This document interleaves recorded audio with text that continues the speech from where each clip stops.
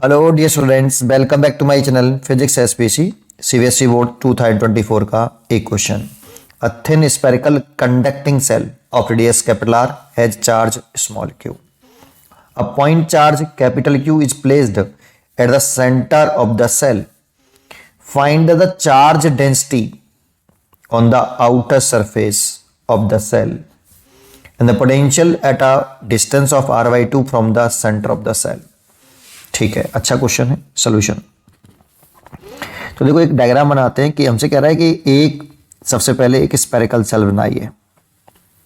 ये थिन है, इसकी इनर रेडियस और आउटर रेडियस बराबर है, लेकिन ये कंडक्टिंग सरफेस है ना।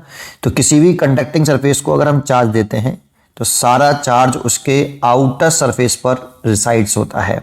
तो सारा चार्ज ये वाला इसके आउटर सरफेस पर रिसाइड्स हो जाएगा। कंडक्टर को देना चार्ज अलग चीज है। तो मैंने कंडक्टर को दिया है, इस कंडक्टिंग मटेरियल को दिया है ना। तो इसको कंडक्टिंग मटेरियल को जब चार्ज देंगे तो सारा चार्ज उसके आउटर सरफेस पर रिसाइड्स होता है। दैट मीन्स ये क्यू चार्ज रिसाइड्स हो गया।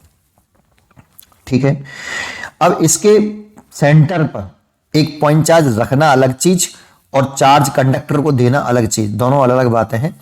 यहां हॉलो है तो यहां पे एक सेंटर पर कैपिटल क्यू चार्ज रख दिया है।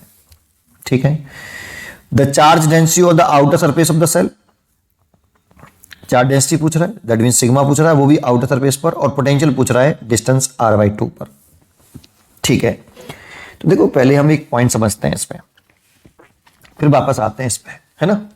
तो ध्यान से सुनना उस क्वेश्चन को, पॉइंट को, कि देखो ये है तो थिन कंडक्टिंग सेल, कंडक्टिंग है, लेकिन थोड़ा सा मैं इसको थिक कर लेता हूं, मोटा कर लेता हूं, समझा रहा हूं, एक अच्छा पॉइंट बता रहा हूं, जरा ध्यान सुनना।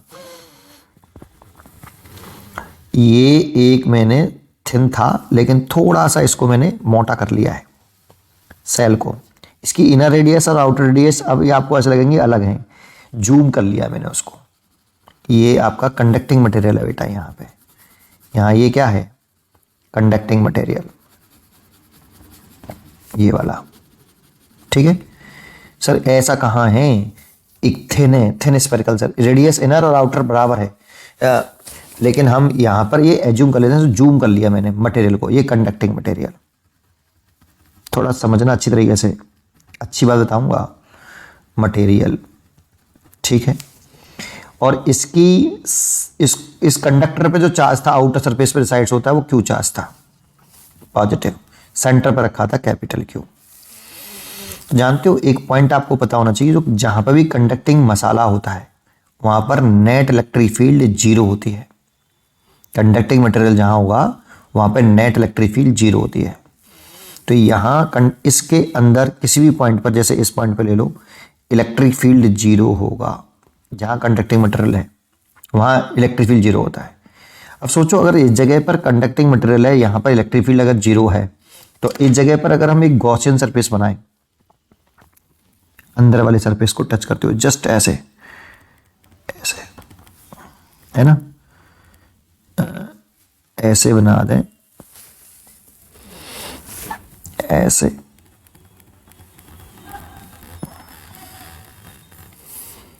वेरी क्लोज बनाया है, ऐसा नहीं। ठीक है, तो इस वाले पॉइंट पर इलेक्ट्रिक फील्ड तो जीरो है। तो एक बात बताओ, इसमें गॉसियन सरफेस से लिखें ऐसे कि इस वाले पॉइंट पर लिखें, ये गॉसियन सरफेस बनाई है मैंने, गॉसियन सरफेस, है ना। तो यहां लिखें E0 everywhere, everywhere inside the conducting material, inside the conducting material. जहां जहां ये कंडक्टिंग मटेरियल है ना, ये मसाला है, वहां वहां इलेक्ट्रिक फील्ड जीरो है। अब इसमें गॉस थ्योरम लगाएं तो electric flux passing through the Gaussian surface is equal to 1/ε0 into net charge, net charge inside the Gaussian surface, inside the Gaussian surface. तो भाई इसको लिख सकते हैं integration E vector dot area vector electric flux का formula 1/ε0 Q inside.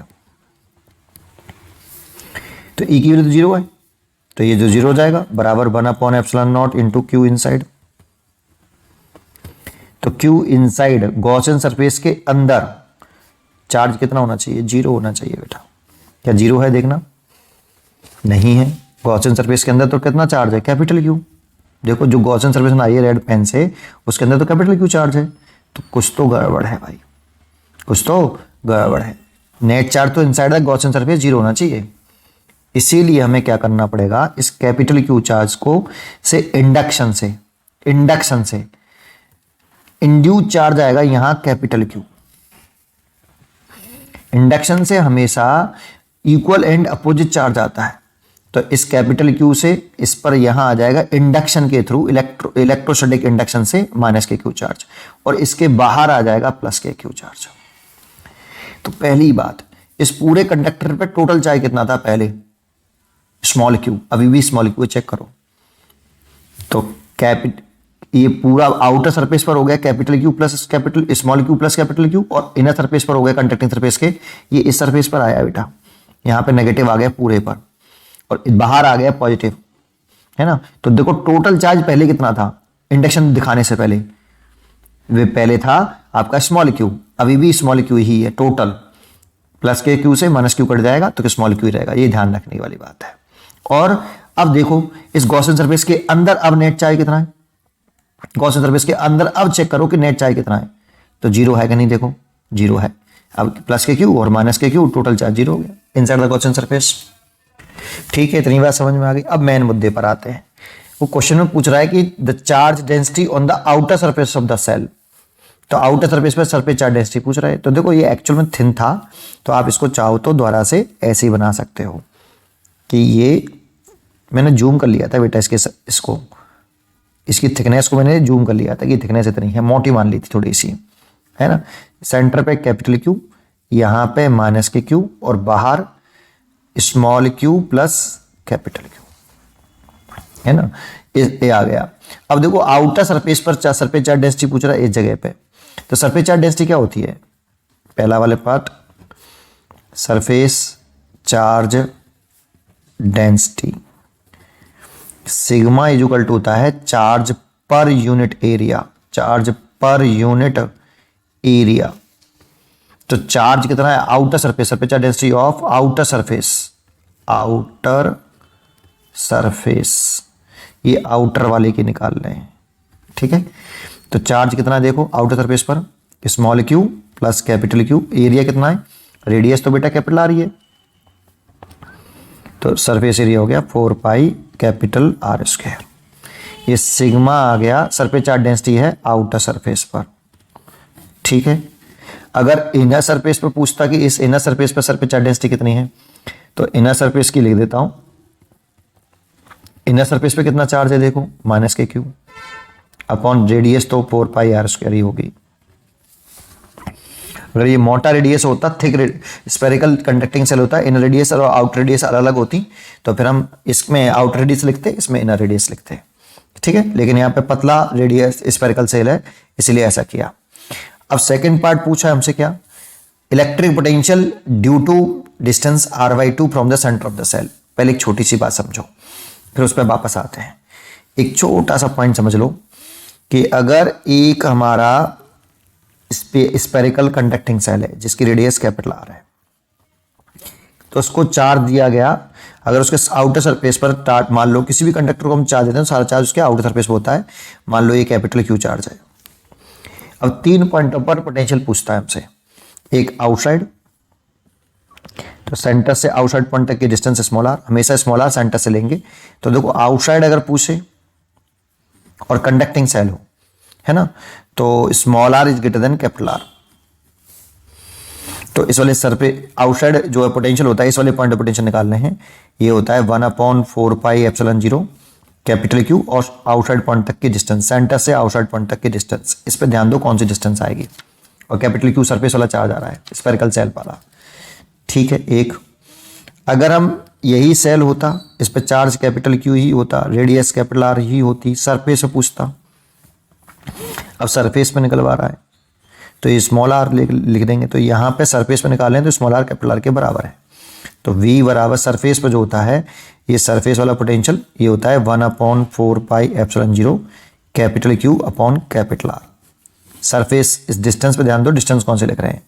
तीसरा case होता है कि अगर कैपिटल Q चार्ज है और इसकी रेडियस कैपिटल R है और इनसाइड किसी भी पॉइंट पे पूछता है स्मॉल r, ये इनसाइड है और स्मॉल r डिस्टेंस सेंटर से है इस पॉइंट तक की जिस पॉइंट पे पोटेंशियल पूछ रहा है, कैपिटल R से छोटा है।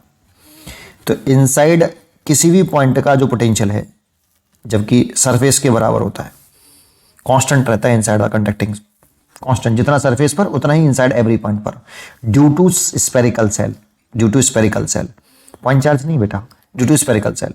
सेंटर पर भी देखोगे तो सेंटर पे भी पोटेंशियल होगा वो सरफेस के बराबर होगा, that means 1/4πε0 capital Q upon R ही होगा। लेकिन अगर पॉइंट चार्ज हो, अगर पॉइंट चार्ज हो और ये r दूरी पर हो, पॉइंट चार्ज हो और इससे r दूरी पर हो, तो जो पोटेंशियल होता है वो 1/4πε0 Q अपॉन R होता है। ये पॉइंट चार्ज के लिए, सिंगल पॉइंट चार्ज हो, जब जितनी दूरी हो सेंटर से जिस पॉइंट पे पूछ रहा है तो जितनी दूरी हो उतना। अब कर लेते हैं इस क्वेश्चन को। तो देखो इसमें 3 चार्जेस हैं, तो नेट पोटेंशियल निकालने हैं। किस पॉइंट पे पूछ रहा है बेटा हमसे, यहाँ पे पूछ रहा है r/2 दूरी पर, इस P पॉइंट पर। तो नेट पोटेंशियल निकालने हैं r/2 दूरी पर। तो एक तो होगा V due to point charge जो सेंटर पे रखा है, प्लस V एक होगा -kQ due to spherical shell जो इंड्यूस चार्ज है सरफेस पर ये वाला, और एक होगा VQ plus capital Q due to spherical shell. अब देखो इसमें पॉइंट चार्ज वाला फॉर्मूला लगेगा तो क्या होगा 1/4πε0 कैपिटल Q ओवर R/2, ठीक है, माइनस इसमें स्फेरिकल सेल वाला लगेगा तो जो चार्ज सरफेस पे ही तो है, ये वाला -kQ, और सरफेस पर और इनसाइड निकालना हो, चार्ज सरफेस पर हो और इनसाइड निकालना हो तो ये वाला इनसाइड हमेशा सरफेस के पोटेंशियल के बराबर होता है। सरफेस वाला लगा लो, तो सरफेस वाला लगाओगे तो फॉर्मूला लिखोगे 1/4πε0, साइन इसलिए लगाया माइनस का है, Q अपॉन और डिस्टेंस आएगी कैपिटल R, सरफेस वाली डिस्टेंस लिखेंगे बेटा, ये नहीं आएगी। इनसाइड हमेशा सरफेस वाला पोटेंशियल होता है उतना ही इनसाइड एवरी पॉइंट पर होता है, तो सरफेस वाली डिस्टेंस आएगी। देखो इस वाले को देखो, मैंने स्मॉल r नहीं लिखा, इसमें कैपिटल R लिखा सरफेस वाला, बिल्कुल वैसे ही, ऐसे प्लस आउटर सरफेस वाले से निकालो तो 1/4πε0 capital Q small q upon R।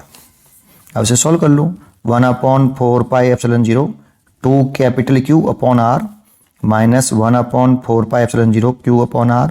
देखो एक बार इसके नीचे एक बार इसके नीचे मल्टीप्लाई कर लो और खोल लो उसको, 1/4πε0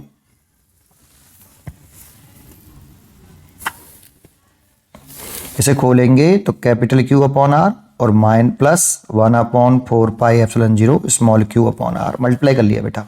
देखो इससे ये कट गया तो नेट पोटेंशियल आया, ये नेट पोटेंशियल आया V net is equal to 1/4πε0 2 capital Q upon R plus 1/4πε0 small q upon capital R।